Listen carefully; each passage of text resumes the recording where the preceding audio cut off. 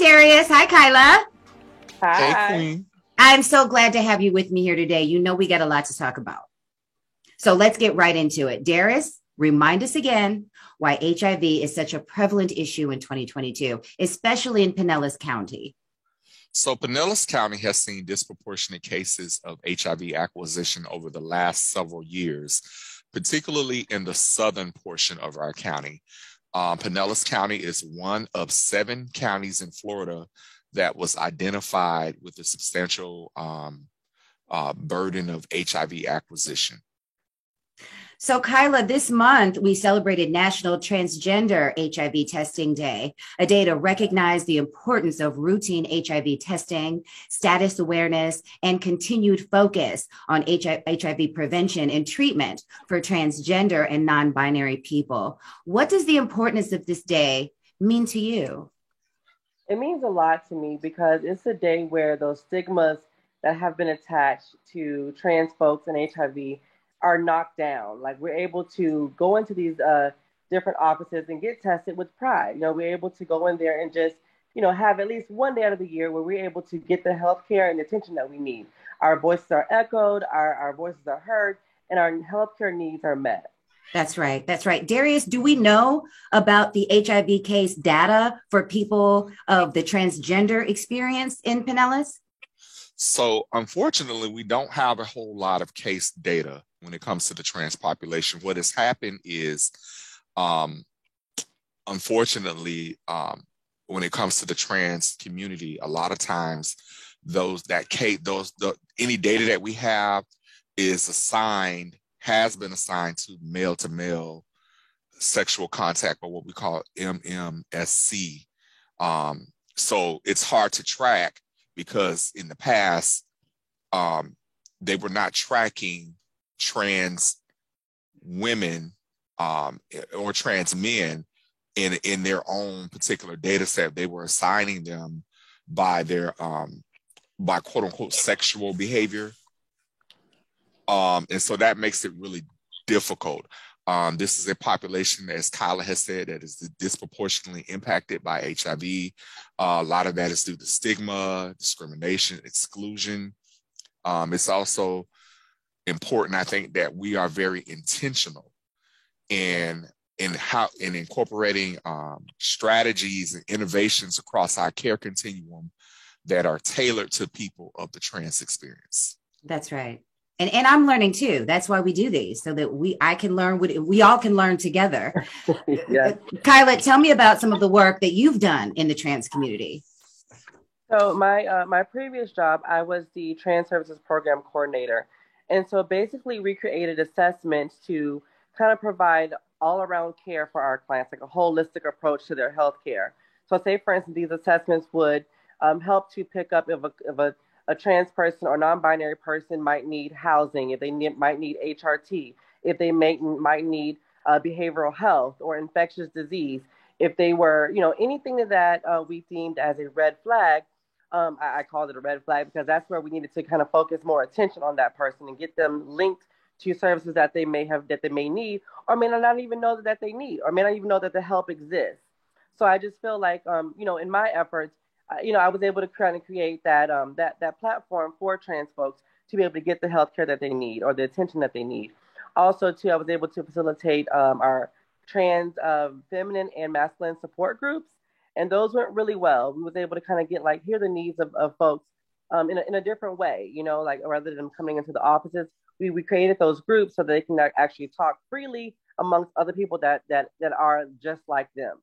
Okay. Now you mentioned some of those needs in the trans communities. Are there any other needs, and what can we as a community do to assist in those efforts? I think the major thing that is happening right now, the trans community and non-binary community is really in need of housing. I want to bring up housing because it is very, it's crazy how much they're needing those services and they're not available. And I want to be clear, not housing assistance. They need housing because what happens is sometimes we're kicked out of our homes, and then you do survival sex work, and you do survival sex work without the proper tools. Now you're exposed to HIV and other STIs that are out there. So you're putting yourself at risk just to survive. And sometimes, you know, we want to get to where the housing is like a preventative measure as well, because if I want to be able to get help, but I don't want to have to be HIV positive in order to receive the services that I need. That's right. And so I think don't let things get as bad as they can get before you help me. Yes. I know that's right. And I think that's one thing that maybe agencies can focus on. But now, as a community, I think it's really important that we learn to care and meet people where they are. Sometimes, you know, I would be in my previous office, and I would, you know, walk past folks. I'm stopping and I'm saying hello to whomever I pass by, because you never know, that person in the corner with the anxious knee, the knee that's shaking, or the person that's pacing back and forth, they have concerns that are not being met. They have needs that are not being met. And if we continue to go on with our busy work days and act like we don't see folks, that, you know, they can definitely go into like a downward spiral. And so we want to just use care as a preventative measure as well. Just say, how you doing? That's how right. are you? That's right. That's right. Well, I see you, and I'm learning. Darius, please wrap things up for us. I think it's so important what Kyla has said about the prevention aspect. There's a lot of money in the treatment, not as much in the prevention. And if we can prevent STIs and HIV acquisition, that is the way to go. I do also want to say, as always, Queen, I thank you. Yes. Your voice has been invaluable to this effort. We want to see a change. We want to see a decrease in new HIV cases. We really want to see the total eradication of HIV, not just only in Pinellas County, but everywhere. Everywhere. So as specifically as it relates to Pinellas County, we have 5 high-risk zip codes: 33701, 33705, 33711, 33712, and 33713. That is where the majority of the cases in this county reside. That is pretty much the city of St. Petersburg. That is not to say that we don't have cases in the other parts of our county, because we do, but we just have a large proportion of people living in those areas that have not only high numbers of HIV acquisition, but also STIs and other health issues and other social and economic issues as well. Yeah. So we want to decrease that number. We want our brothers and sisters of the trans experience to know that they are valued, to know that they are appreciated, to know that we see you and we hear you. We don't ridicule you. We don't make you feel less than who you are. We love you. And we want to do everything that we can do for you. We partner with great advocates like Kyla, who has such a powerful voice in our community. She has a lot of influence with people. She's a great person. She has a loving, kind spirit. And we want to partner with people like her in the community in general as we do this work. And I always say this, and I've said this a couple times before, change is never easy, but it's necessary. Absolutely.